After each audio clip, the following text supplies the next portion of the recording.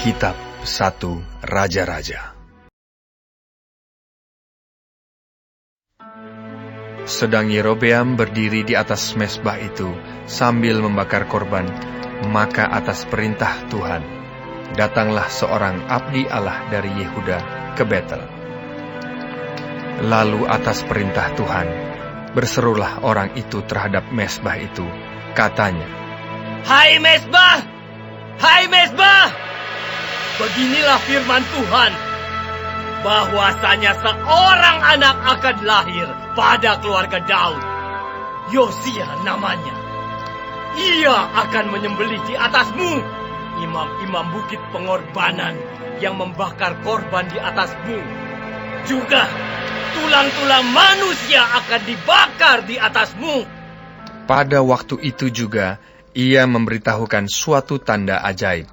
Katanya, "Inilah tanda ajaib, bahwa Tuhan telah berfirman, bahwasanya mezbah itu akan pecah, sehingga tercurah abu yang di atasnya." Demi Raja Yerobeam mendengar perkataan abdi Allah yang diserukannya terhadap mezbah di Betel itu, ia mengulurkan tangannya dari atas mezbah dan berkata, "Tangkaplah dia!" Tetapi tangan yang diulurkannya terhadap orang itu menjadi kejang, sehingga tidak dapat ditariknya kembali. Mezbah itu pun pecahlah, sehingga abu yang di atasnya tercurah, sesuai dengan tanda ajaib yang diberitahukan abdi Allah itu atas perintah Tuhan. Lalu berbicaralah raja dan berkata kepada abdi Allah itu, "Mohonkanlah belas kasihan Tuhan Allahmu, dan berdoalah untukku, supaya tanganku dapat kembali." Dan abdi Allah itu memohonkan belas kasihan Tuhan. Maka tangan raja itu dapat kembali dan menjadi seperti semula. Kemudian berbicaralah raja kepada abdi Allah itu, "Marilah bersama-sama dengan aku ke rumah. Segarkan badanmu. Sesudah itu aku hendak memberikan suatu hadiah kepadamu." Tetapi abdi Allah itu berkata kepada raja, "Sekalipun setengah dari istanamu kau berikan kepadaku, aku tidak mau singgah kepadamu. Juga aku tidak mau makan roti atau minum air di tempat ini. Sebab beginilah diperintahkan kepadaku atas firman Tuhan. Jangan makan roti atau minum air, dan jangan kembali melalui jalan yang telah kau tempuh itu." Lalu pergilah ia melalui jalan lain, dan tidak kembali melalui jalan yang telah diambilnya untuk datang ke Betel. Di Betel diam seorang nabi tua. Anak-anaknya datang menceritakan kepadanya segala perbuatan yang dilakukan abdi Allah pada hari itu di Betel. Mereka menceritakan juga kepada ayah mereka perkataan yang dikatakannya kepada raja. Kemudian ayah mereka bertanya, "Dari jalan manakah ia pergi?" Lalu anak-anaknya menunjukkan kepadanya jalan yang diambil abdi Allah yang datang dari Yehuda itu. Ia berkata kepada anak-anaknya, "Lanai keledai bagiku." Mereka memelanai keledai baginya.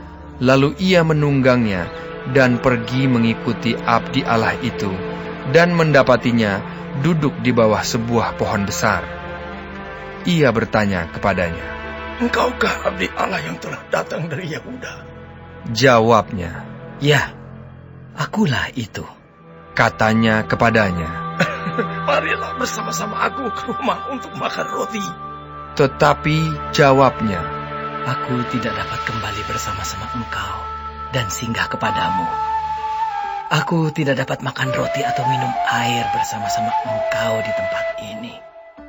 Sebab telah diperintahkan kepadaku atas firman Tuhan, jangan makan roti atau minum air di sana. Jangan berjalan pulang melalui jalan yang telah kau ambil itu." Lalu jawabnya kepadanya, "Aku pun seorang nabi juga seperti engkau. Dan atas perintah Tuhan, seorang malaikat telah berkata kepadaku bawa dia pulang bersama-sama engkau ke rumahmu, supaya ia makan roti dan minum air. Tetapi ia berbohong kepadanya. Kemudian orang itu kembali bersama-sama dia, lalu makan roti dan minum air di rumahnya. Sedang mereka duduk menghadapi meja, datanglah firman Tuhan kepada nabi yang telah membawa dia pulang. Ia berseru kepada abdi Allah yang telah datang dari Yehuda. Beginilah firman Tuhan. Karena engkau telah memberontak terhadap titah Tuhan, dan tidak berpegang pada segala perintah yang diperintahkan kepadamu oleh Tuhan Allahmu, tetapi kembali dan makan roti dan minum air di tempat ini, walaupun ia telah berfirman kepadamu, jangan makan roti atau minum air, maka mayatmu tidak akan masuk ke dalam kubur nenek moyangmu. Setelah orang itu makan roti dan minum air, dipelanailah keledai baginya.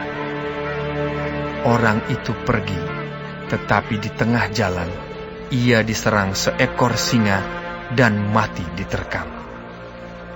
Mayatnya tercampak di jalan, dan keledai itu berdiri di sampingnya. Singa itu pun berdiri di samping mayat itu. Orang-orang yang lewat melihat mayat itu tercampak di jalan, dan singa berdiri di sampingnya. Dan mereka menceritakannya di kota tempat kediaman nabi tua itu. Ketika hal itu kedengaran kepada nabi yang telah memujuk dia berbalik kembali, ia berkata, Dialah abdi Allah yang telah memberontak terhadap titah Tuhan. Tuhan menyerahkan dia kepada singa yang mencabik dan membunuhnya sesuai dengan firman Tuhan yang diucapkannya kepadanya. Lalu berbicaralah ia kepada anak-anaknya, Pelenailah keledai bagiku. dan mereka memelanainya.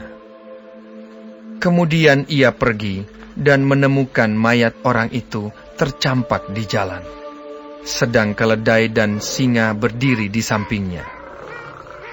Singa itu tidak memakan mayat itu dan tidak mencabik keledai itu. Nabi tua itu mengangkat mayat abdi Allah itu, menaruhnya ke atas keledai, dan membawanya kembali ke kotanya sendiri untuk diratapi dan dikuburkan. Mayat orang itu dikuburkannya di dalam kuburnya sendiri.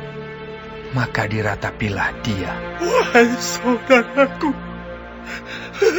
Setelah ia menguburkannya, ia berkata kepada anak-anaknya, kalau aku mati, kuburkanlah aku dalam kubur ini bersama dengan abdi Allah itu, dan taruhlah tulang-tulangku di sisi tulang-tulangnya.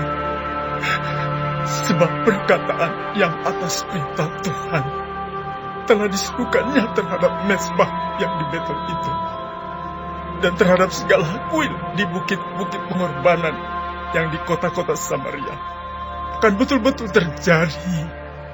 Sesudah peristiwa ini pun, Yerobeam tidak berbalik dari kelakuannya yang jahat itu, tetapi mengangkat pula imam-imam dari kalangan rakyat untuk bukit-bukit pengorbanan. Siapa yang mau saja, ditahbiskannya menjadi imam untuk bukit-bukit pengorbanan. Dan tindakan itu menjadi dosa bagi keluarga Yerobeam, sehingga mereka dilenyapkan dan dipunahkan dari muka bumi.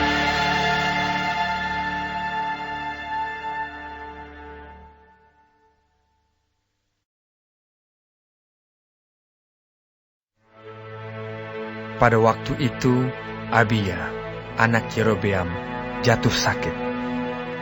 Lalu Yerobeam berkata kepada istrinya, Berkemaslah, menyamarlah, supaya jangan diketahui orang bahwa engkau istri Yerobeam, dan pergilah ke Silo. Bukankah di sana tinggal Nabi Ahia? Dialah yang telah mengatakan tentang aku bahwa aku akan menjadi raja atas bangsa ini.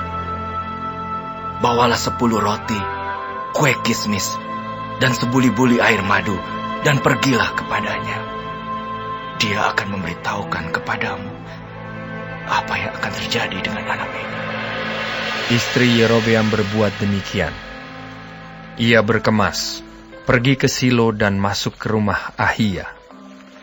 Ahia tidak dapat melihat lagi, sebab matanya sudah kabur karena ia sudah tua. Tetapi Tuhan telah berfirman kepada Ahia, bahwasanya istri Yerobeam datang untuk menanyakan kepadamu perihal anaknya, sebab anak itu sedang sakit. Begini-begini harus kau katakan kepadanya. Ketika perempuan itu masuk, berbuatlah ia seolah-olah ia orang lain. Tetapi segera sesudah Ahia mendengar bunyi langkah perempuan itu, sementara melangkah masuk pintu, berkatalah ia, "Masuklah, hai istri Yerobeam. Mengapakah engkau berbuat seolah-olah engkau orang lain? Aku disuruh menyampaikan pesan yang keras kepadamu. Pergilah, katakan kepada Yerobeam, beginilah firman Tuhan Allah Israel. Aku telah meninggikan engkau dari tengah-tengah bangsa itu dan mengangkat engkau menjadi raja atas umatku Israel.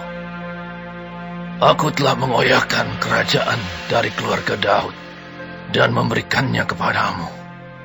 Tetapi engkau tidak seperti hambaku Daud, yang tetap mentaati segala perintahku dan mengikuti aku dengan segenap hatinya, dan hanya melakukan apa yang benar di mataku.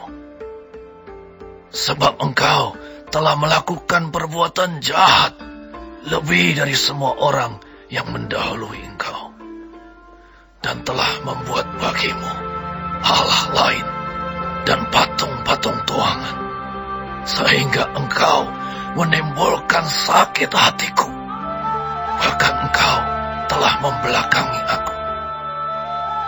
Maka aku akan mendatangkan malapetaka kepada keluarga Yerobeam. Aku akan melenyapkan daripada Yerobeam setiap orang laki-laki, baik yang tinggi maupun yang rendah kedudukannya di Israel. Aku akan menyapu keluarga Yerobeam seperti orang menyapu tai sampai habis. Setiap orang daripada Yerobeam yang mati di kota akan dimakan anjing, dan yang mati di padang akan dimakan burung yang di udara. Sebab Tuhan telah mengatakannya. Tetapi bangunlah dan pulang ke rumahmu pada saat kakimu melangkah masuk ke kota. Anak itu akan mati. Seluruh Israel akan meratapi dia. Sebab Israel akan meratapi dia dan menguburkan dia. Sebab hanya dialah daripada keluarga Yerobeam yang akan mendapat kubur. Sebab di antara keluarga Yerobeam hanya padanyalah terdapat sesuatu yang baik di mata Tuhan Allah Israel. Dan Tuhan akan membangkitkan baginya seorang raja atas Israel yang akan melenyapkan keluarga Yerobeam seperti kenyataan sekarang ini. Kemudian Tuhan akan menghajar orang Israel sehingga tergoyah-goyah seperti gelagah di air, dan ia akan menyentakkan mereka daripada tanah yang baik ini yang telah diberikannya kepada nenek moyang mereka. Ia akan menyerahkan mereka ke seberang sungai Efrat sana, oleh karena mereka telah membuat tiang-tiang berhala mereka, dan dengan demikian menyakiti hati Tuhan.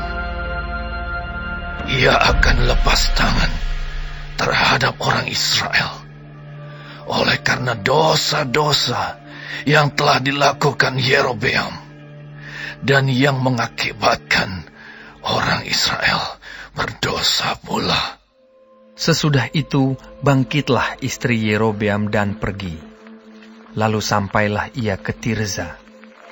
Pada saat ia masuk melangkahi ambang pintu rumah, matilah anak itu.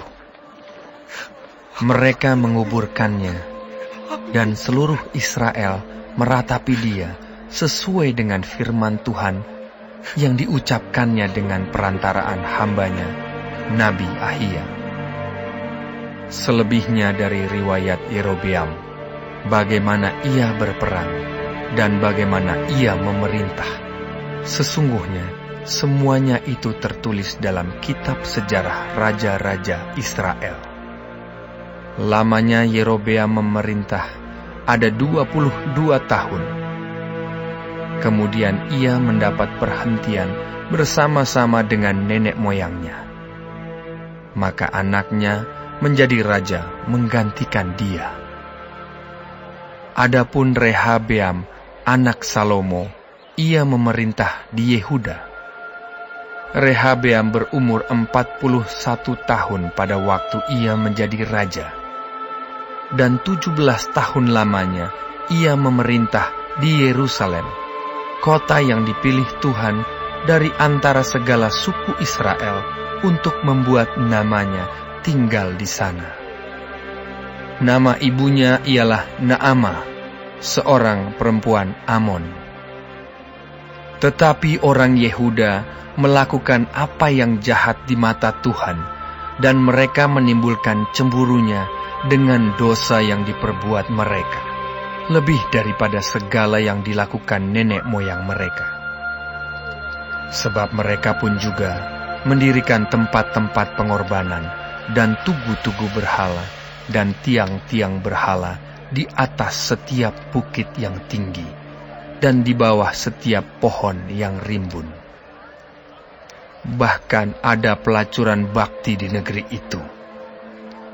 Mereka berlaku sesuai dengan segala perbuatan keji bangsa-bangsa yang telah dihalau Tuhan dari orang Israel. Tetapi pada tahun kelima, zaman Raja Rehabeam, majulah Sisak, Raja Mesir, menyerang Yerusalem.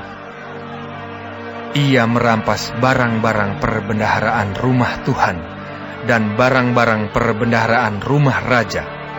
Semuanya dirampasnya.